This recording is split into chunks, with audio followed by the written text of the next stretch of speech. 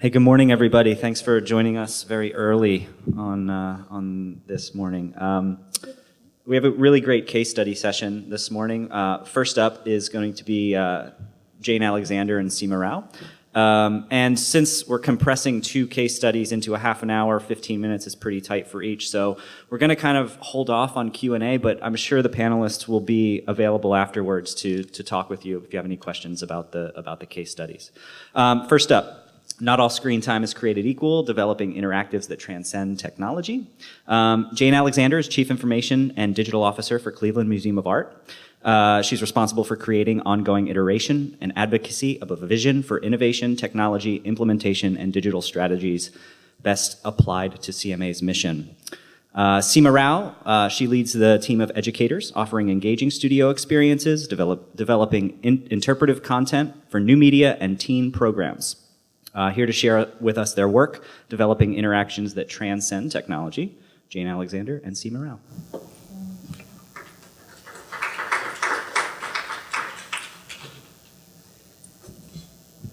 Good morning. Good morning, and thanks for joining us today. I'm just curious, how many people already know about Gallery 1? Good, we've gotten our publicity out. We are in iteration 2, because Gallery 1, believe it or not, the 2 interactives in Studio Play, the 6 interactives in Gallery 1, the collection wall, art lens that has augmented reality, and 270 eye beacons, all of that was done from start. We started a new concept in January of 2011, and we opened 12/12/12. So while we were doing it, we really thought about the big picture in the back end, but we knew this was kind of a beta test. And it had to not look like a beta test, but we knew that this would be coming back and re-looking at evaluations and taking it to the next level. So today we're going to talk about just one component of Gallery 1, which is the small space for intergenerational groups and people with younger children, upper elementary school children. And it's called Studio Play. So here is the picture of the original space from 12/12/12. And the original space was very well liked, but one of the things we had, which I think is a really great problem, is that we increased our audience by 30%. And by now, people who were little in 2012 have grown. And we had this wonderful thing, which is that our audiences were expanding and aging out of the space that we had. And so we really wanted to look at what worked, and the space was something that had, really a great thing for young kids, but as kids were getting older, they didn't have exactly what they needed. And then we were also trying to do too many things for too many people. And as an encyclopedic museum, this is something we often do. So we took what didn't work out, and we came up with a new iteration that kind of built for this older elementary audience and actually new audiences, something that they would really love. And one of the things that also, when we were doing Gallery 1, we realized we had 18 goals, and that was because, the museum had some goals, and education had goals, and interpretation had goals, and we thought, well, we'll just do all these goals. And of course, you can't do anything. You have to really bring it down to looking at the mission. And also, we had we had an interim director in place over the year, and we had a new director in place, and so we used what was important to and where he thought it was going. And one of the things that came out of the survey was the space, as much as it was well-liked for a free museum, it felt a little bit like something you could see at a Barnes & Noble. And people were at a level now with the new opening of our museum, they were expecting new experiences, a different quality, connecting to the collection. And people loved this space, but it was missing that whole next group to that. So with these evaluations, this is a picture taken actually. There's always a tech staff in Gallery 1. Actually, they're downstairs for any activity, anything in Gallery 1, all digital signage. We have someone on the floor that rotates through our help desks or AV, so there's never something not working or someone doesn't have a question at all times. This is a picture taken by them because they're the ones first in the morning. And this wasn't a self-maintained space, and that was one of the things that was part of the goals of the new Studio Play. So what had to change do you want to talk about what had to change? Yeah, we could do this together. But one of the things that we did, and I think that Jane and I both have families, and we know that there are places that really families want to be at when they're very young, and they're slightly different when they're older. And so we worked as an institution with the director and the executive team to come up with the set of goals that worked for our audience. And so some of the things that we talked about were the fact that we don't have the staffing to maintain it at all the time. We wanted to make sure that creativity was more at the center. You know, studio's in the word, studio play. So we focused a lot on creativity. Another thing we wanted to make sure was that it was a very active engagement. So this was not a place with screens at a library, you know, sort of as just a set of rooms with screens. We really wanted people to feel like they were doing something they couldn't do anywhere else. So we also wanted to, at the same time, the feeling behind Gallery 1 is that we're willing to take risk. We're willing to look at innovation in new ways. And we have really decided that the touch screen is kind of going away in the future. So what better than to take advantage of this? The other thing is, as Seema said, creativity. People want to make things. And we have amazing classes, but people want to come in and make things. You can't make things. Studio Play is right next to a gallery where our masterpiece works. You cannot have markers and paint.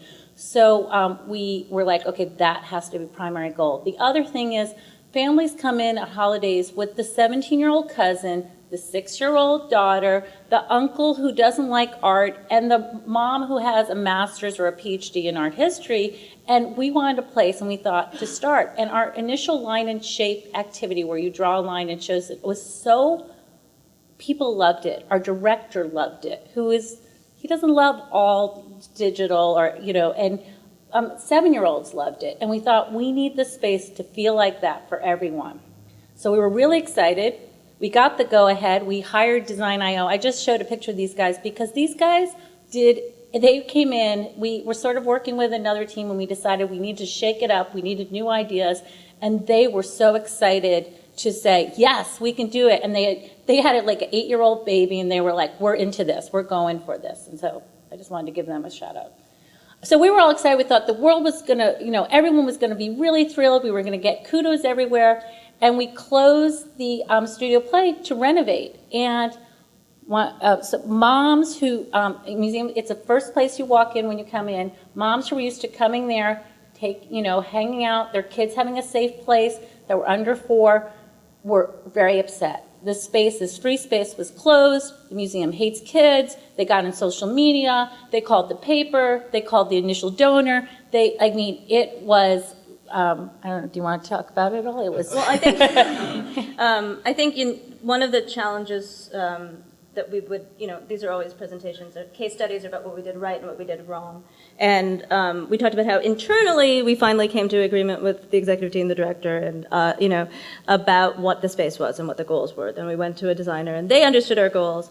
The challenge was that we didn't completely communicate that to our visitors. And I think if you think about something that if you're doing this kind of thing, you want your internal communication to then feel clear to your visitors in a language that they understand. And so we didn't perhaps frame it in a way that talked about expanding audiences, other opportunities, and we didn't get ahead of it. And that was a real challenge for us. In the end, I do feel there's a couple of parents that, one of the reasons our title came, not all screen time, we got tons of email about screen time, we don't want screen time at the museum, blah, blah, blah. Well, this was Gallery 1, that the mission was to use technology and art. But we had created a space that didn't really have too much technology, that had puppets, that had blocks, that had lots of amazing books. And we were now taking that space, this free space away. So in the end, even a good communication, some people just don't like change. We were not going to have a total win. So the pressure was now on, everyone was nervous to sort of open up this space. And I just want to give everyone a little introduction. What is this space?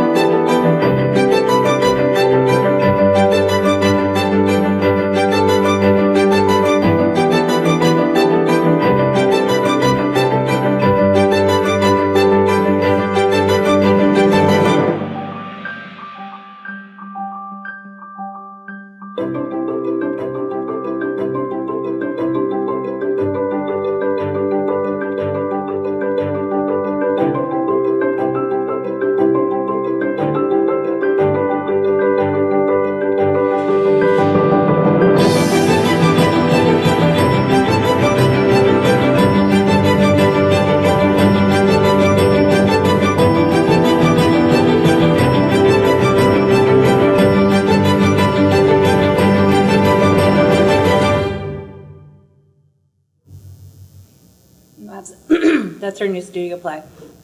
The space is, we're just going to go through these quickly. It's broken up into sort of 4 parts. We have the looking closer, and that everything about that is being able to go into the galleries and have this tool set and this familiarity with the collection and already knowing what to look at no matter what age.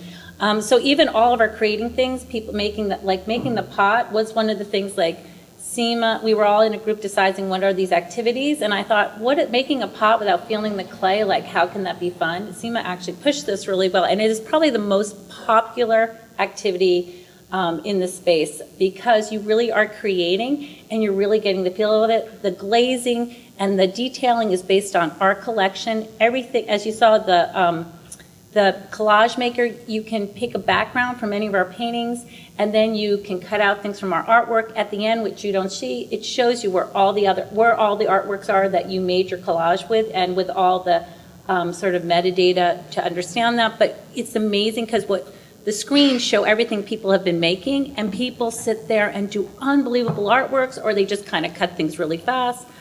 And then matching and sorting. This again was about, I think we're at the matching and sorting is a little bit how you remember how a lot of games are, but people can play them together. Line and shape we made bigger because it was really popular. The biggest thing is reveal and zoom. There's 2 games here. One, an object comes up and you reveal it, you scratch it off, and then zoom. Your body is an actual pinch and zoom. It takes advantage of our high reses that automatically come in of all our objects, and you can look closer. So luckily we have lots of info on our slides, and so if you get the slideshare, you can learn more because we're running out of time. We did want to talk a little bit quickly before we go. What we've just opened at Memorial Day, so we have a little bit of evaluation feedback. Go ahead. Yeah.